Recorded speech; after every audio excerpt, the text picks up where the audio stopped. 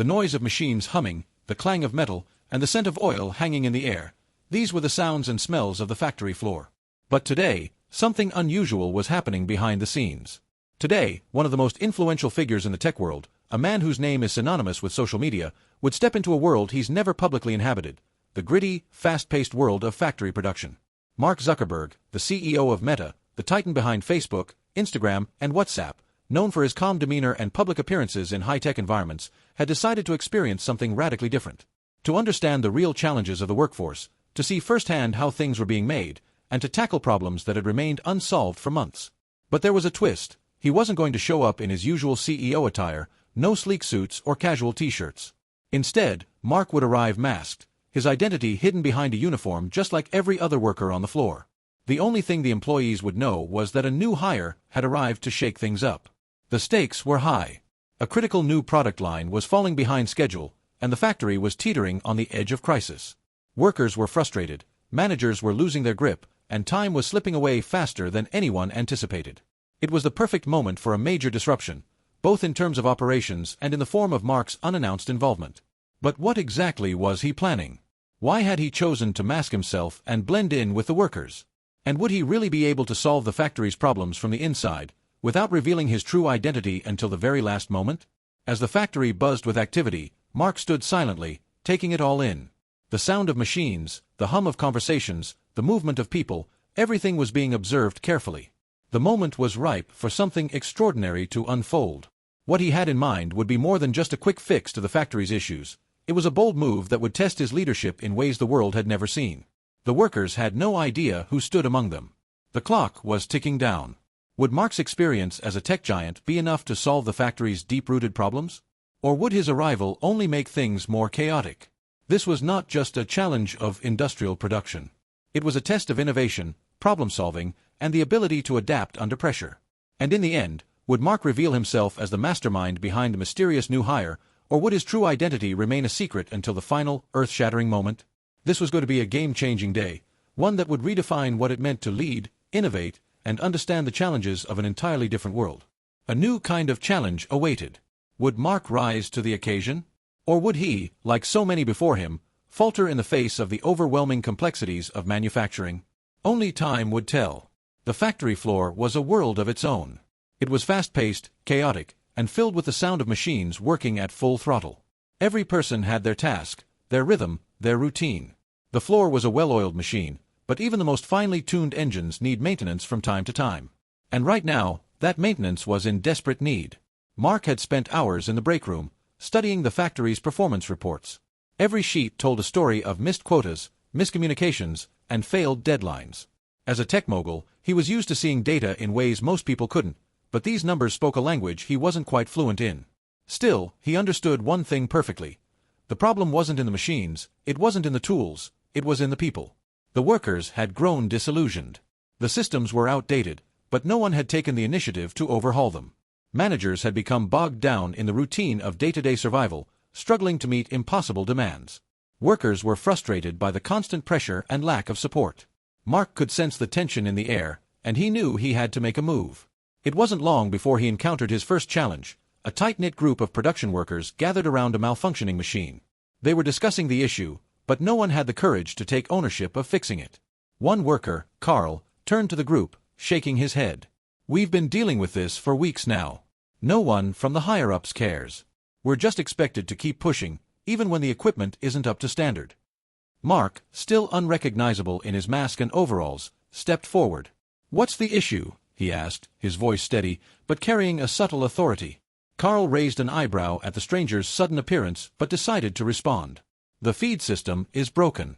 It keeps jamming, but no one knows how to fix it, and the higher-ups keep pushing us to hit numbers, no matter what. We're just supposed to keep going, no matter how many times it breaks." Mark studied the machine for a moment. He didn't have a detailed background in factory machinery, but he was no stranger to problem-solving. Tech startups faced constant challenges like this, systems breaking down, teams getting stuck in a rut. It all boiled down to one thing: communication. "Have you tried diagnosing it systematically?" he asked, his voice calm but probing. "Not just trying to fix the jam, but understanding why it's happening in the first place?" Carl seemed taken aback. "What do you mean by that?" Mark explained the concept of root cause analysis, something he had learned during his time building Meta. When something breaks, it's often not just the thing that broke itself. It's about finding out what led to it. Maybe there's a build-up of small problems. Or maybe the machine's been running too long without a proper checkup. Carl looked around, skeptical. We've been doing this for months. No one's had the time or the patience to fix it properly. We just keep patching it up and moving on. Why don't we slow down and get to the heart of it? Mark suggested. We've got time for this, at least for today, we do. The other workers began to listen more closely. Mark's calm demeanor seemed to inspire a shift in energy. They started tearing into the machine, looking at it from different angles, not as workers racing against the clock, but as problem solvers. The shift in perspective was subtle, but it was there. After a few moments of investigation, one of the workers, Janet, found a clogged sensor that had been misdirecting the feed system. She removed the blockage, cleaned the sensor, and reset the system. It worked. The feed system hummed back into life, and the machine roared to life once again. The workers stared at the machine, blinking in disbelief. "Well, I'll be damned," Carl muttered, a grin slowly spreading across his face. That's what it was. Mark, who had remained silent through the final moments, turned to the group. "See? A problem that seemed impossible to solve, and all it took was a little different approach." "Who are you?" Janet asked, her voice tinged with curiosity. "You've got some serious knowledge there." Mark smiled beneath his mask, but he didn't give away any clues to his true identity. "Just someone who believes in thinking differently," he said simply. "Now, let's see what else we can fix." From that moment forward, Mark's presence in the factory began to stir things up. His approach wasn't about grand gestures or overhauling systems on a corporate level. It was about finding solutions at the ground level, helping workers recognize their own capacity for problem-solving. But not everyone was happy about the changes. Within hours, tensions began to rise between Mark and the factory management. As he walked through the hallways, it became clear that some managers felt threatened by the unexpected success he was fostering on the floor. One manager, Jake, was particularly vocal. "Who does this guy think he is?" Jake muttered under his breath as Mark passed by, pausing to observe a group of workers. "We've been doing this for years, and now some mystery worker comes in and starts fixing everything? This isn't how we work around here." As the day wore on, Mark's mask began to slip. His influence was undeniable. He was slowly transforming the way things worked on the floor, making the workers feel empowered, making them believe they could make things work even when the system seemed against them. But for all the good he was doing, it was clear that his methods were challenging the status quo. Some in the management ranks were beginning to feel the pressure. Mark knew that this wasn't just about machines or operations, it was about leadership. And in the world of manufacturing, where tradition often outweighed innovation, Mark was proving that change could come from the most unexpected places. But there were still major obstacles ahead, and he could feel the tension mounting. The managers, the workers, and the very machines themselves weren't the only things he had to worry about. There were far deeper issues at play, issues that went beyond just a few malfunctioning machines. Would Mark's unconventional methods continue to succeed, or was the factory about to face a crisis far greater than anyone had anticipated?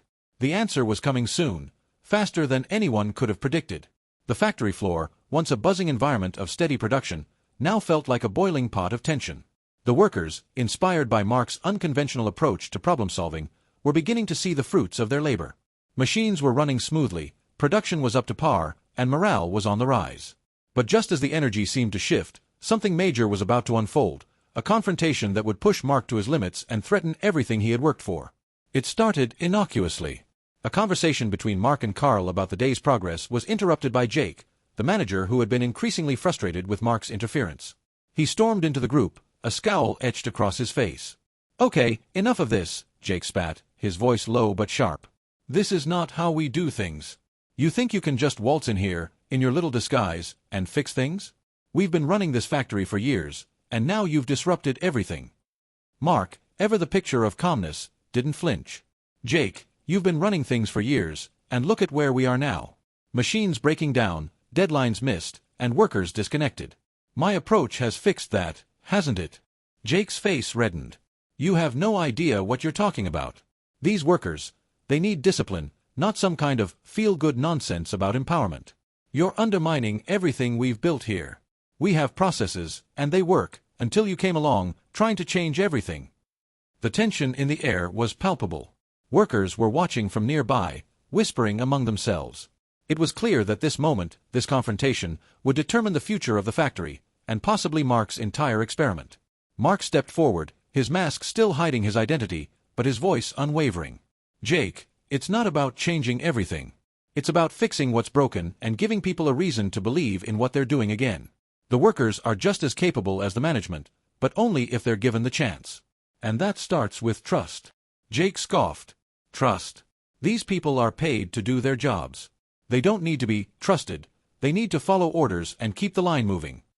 Mark's calm demeanor never wavered, but inside, he was calculating the next move.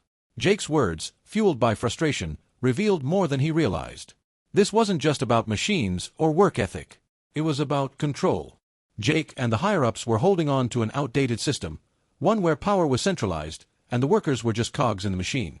The confrontation had escalated quickly, but Mark knew this was his moment. His challenge wasn't simply to fix the factory's problems. It was to break through the barrier of ego, control, and rigid hierarchy that had kept the workers and management locked in a never-ending cycle of tension. "Jake, you're right about one thing," Mark began, his voice steady. "The workers need to follow orders, but they also need to feel that their work matters. That they're more than just a tool in a system. You're asking them to do the impossible, and you've drained them of the will to try." Jake laughed, his tone mocking. "And you think you can change that in a day? Get out of here. This is corporate, not some tech startup where everyone's a visionary." Mark turned to face the workers who had gathered around. Their eyes were filled with curiosity, uncertainty, but also hope. Hope that things could change. Hope that they could be more than just a part of an assembly line. "Is this how you want to be treated?" Mark asked them, his tone direct but empathetic. "Just another cog in the wheel? Or do you want to take ownership of your work? Do you want to solve problems like the brilliant minds you are, or just follow orders blindly?" The room fell silent. No one dared to speak. The power in Mark's words wasn't just in what he said, but how he said it. It was clear he wasn't just some outsider. There was something about his message that resonated deeply with them. For the first time, the workers began to see the possibility of something greater. But Jake wasn't about to back down so easily. He stormed off, shouting over his shoulder, "You think you're going to change everything with some pep talk? The higher-ups won't stand for it." The tension had reached its peak. It was now or never.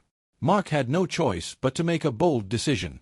The next steps he took would either lead to a breakthrough, or the entire factory would collapse under the weight of its entrenched systems. He marched to the main office, his steps quick and deliberate. He knew he had to face the higher-ups directly and make them understand that the old ways were no longer viable. But when he arrived, he was met with an unexpected sight. The senior management team, led by the CEO, was waiting for him. "You've made quite an impression on the workers," the CEO said, leaning back in his chair with a knowing smile. "But you've also ruffled some feathers." Mark stood his ground, feeling the weight of the moment. "I didn't come here to make friends. I came to fix things. The workers are your most valuable asset, but they won't believe in this company until you give them the tools, trust, and respect they deserve." The CEO raised an eyebrow. "And you think you can just change everything overnight? Do you have any idea how much is at stake?" Mark leaned forward, his gaze unwavering. "I've seen startups fail, I've seen companies crumble under their own weight. And I've seen businesses that succeeded because they focused on one thing, the people. Empower your team, and you'll see results. Keep treating them like machines, and your factory will be just another relic." There was a long silence. The room seemed to hold its breath. Finally, the CEO nodded. "You've made your point. But remember, not everyone here is on board with your unorthodox methods." Mark smiled, but it wasn't a smile of victory. Then maybe it's time to find out who's truly committed to moving forward, and who's stuck in the past. It was a defining moment for both Mark and the factory. The CEO seemed to recognize the truth in Mark's words, though he was reluctant to admit it. The decision now rested with him. Would he embrace this change, or would he hold on to the old systems and risk further alienating his workforce? As Mark walked back onto the factory floor, he knew that the battle wasn't over. The management might have given him a foothold, but it was the workers who would decide the fate of this factory. And if Mark's belief in them was enough to change even one mind, then it would have been worth it. But the clock was ticking. Would they rise to the challenge, or would the system prove too strong to break? The final showdown was approaching, and Mark was ready for whatever came next. The days following Mark's tense confrontation with the management were a whirlwind. The factory's energy had shifted. The workers, previously disillusioned and frustrated, had started to believe in something greater than just getting through the day. They were beginning to see themselves as more than just employees. They were problem solvers, innovators, and contributors to the success of the factory. But even as hope began to flourish on the floor, the shadow of resistance from the higher-ups loomed large. The management team, still reeling from the unexpected pressure Mark had applied, were reluctant to fully embrace the changes. The CEO, though shaken, remained undecided. Some managers wanted to dismiss Mark's methods as an anomaly, a fleeting moment of inspiration that would soon fade. Others were intrigued but wary, unsure whether the system they had built over years could truly be transformed so radically. Then, the breakthrough came. A critical production order came through, one that could either make or break the factory's reputation. It was a high-stakes job for a new client, an order that had been hanging over the factory for weeks. The workers, having absorbed the lessons Mark had subtly imparted about taking ownership, teamwork, and thinking differently, stepped up in ways no one had anticipated. The feed system that had caused so many problems earlier. It had been fixed, maintained, and improved upon by the very workers who had once felt powerless to do anything about it. Janet, who had worked alongside Mark to diagnose the sensor issue, led a team to introduce a preventative maintenance schedule that would reduce downtime and keep the machines running smoothly. Carl, once the most skeptical of the changes, became the leader of the assembly line, encouraging his peers to think critically and solve problems as a team, rather than relying on external support. When the product rolled off the assembly line, it wasn't just another piece of inventory, it was a statement. A symbol of what could be accomplished when people were given the freedom to think for themselves and take pride in their work. The orders were completed ahead of schedule, with quality that exceeded expectations. The factory had delivered the impossible. The management, still unsure about Mark's methods, had no choice but to acknowledge the results. Mark's mask had never come off, but his influence was undeniable. Workers had embraced his philosophy, and even some of the more resistant managers couldn't ignore the change that had taken root. Yet, Mark knew that the true victory wasn't in the completed order, but in the transformation of the factory's culture. On the final day of his undercover experiment, Mark stood at the back of the factory floor, watching the workers in action. His heart swelled with pride. The environment had been completely transformed. No longer were the workers a collection of individuals simply following orders. They had become a cohesive team, one that trusted each other, took ownership of their work, and worked towards a common goal. Jake, the manager who had once challenged him, walked up to him, his hands in his pockets. There was a look of grudging respect on his face.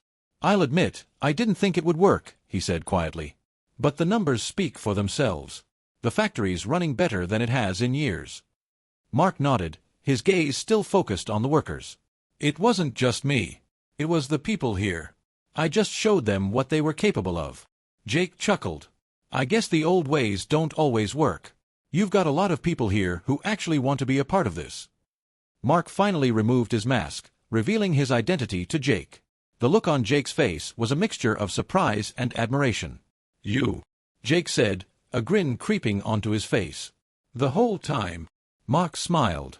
The best way to understand a problem is to experience it firsthand. Sometimes, you've got to walk in the shoes of the people you're trying to help. As Mark made his way toward the exit, he turned to look back at the factory one last time. The place had undergone a remarkable shift, and it was only just the beginning. It was no longer just a factory, it was a community of individuals who had discovered their own potential and were ready to embrace the future. But the real challenge was yet to come. The higher-ups had seen the success, but would they be willing to fully invest in the new direction Mark had set in motion? Would they allow the workers the autonomy and support they needed to continue growing, or would they revert to their old ways, seeking control over creativity?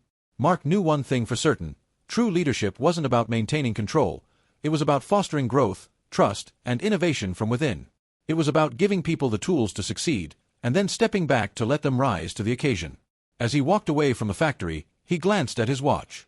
The time was ticking, but it didn't matter. The transformation had already begun, and it was far beyond anything he had imagined. The factory had learned an important lesson. Innovation wasn't just about technology, it was about people. And when people believed in themselves, when they felt empowered, anything was possible. And so, Mark Zuckerberg walked away, not as the tech mogul the world knew, but as a leader who had quietly changed the course of a factory, and perhaps, the future of industrial work itself. He didn't need the spotlight to prove his worth. The impact he had made would speak for itself. And as for the workers, they had learned something too, that in the world of manufacturing, as in the world of technology, true success is found not in the machines or the systems, but in the people who drive them forward. The factory, once a place of mundane tasks and monotony, had become a beacon of possibility. It had found its heart, its pulse. And that heart was its people. The future was bright. And the workers knew it.